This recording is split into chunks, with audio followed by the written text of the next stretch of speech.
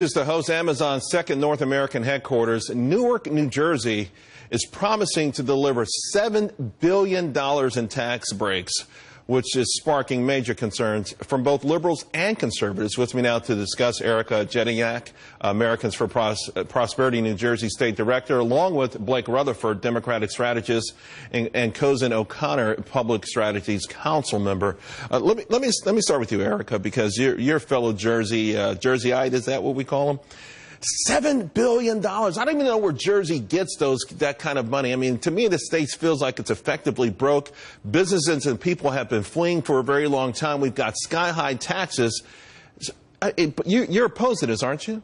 We are, and it's absolutely insane. The state of New Jersey's financial prosperity, it's just bleeding out of state. You know, there was a Van Line study that said more people leave the state of New Jersey than any other state in the entire country. Frankly, the status quo is not working. And Blake, one of the ironies here is that a lot of Democrats also believe that this is far too lavish, if you will, an inducement to bring Amazon to the state. Well, I think that's certainly right, Charles. I mean, you've seen Democratic groups in New Jersey align with Americans for Prosperity against this, and I think there are strong arguments,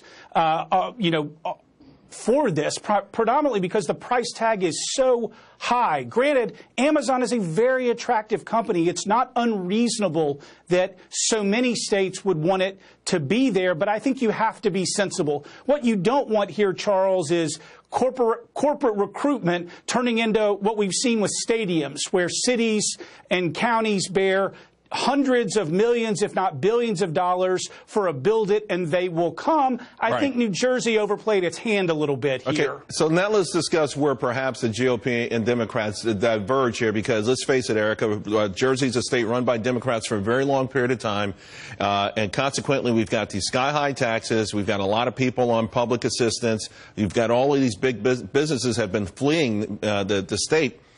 So what's the moral of the story here? Maybe try to have low taxes like states like Texas and states like Utah that are attracting all of this business. I think you got it right, especially even looking at North Carolina.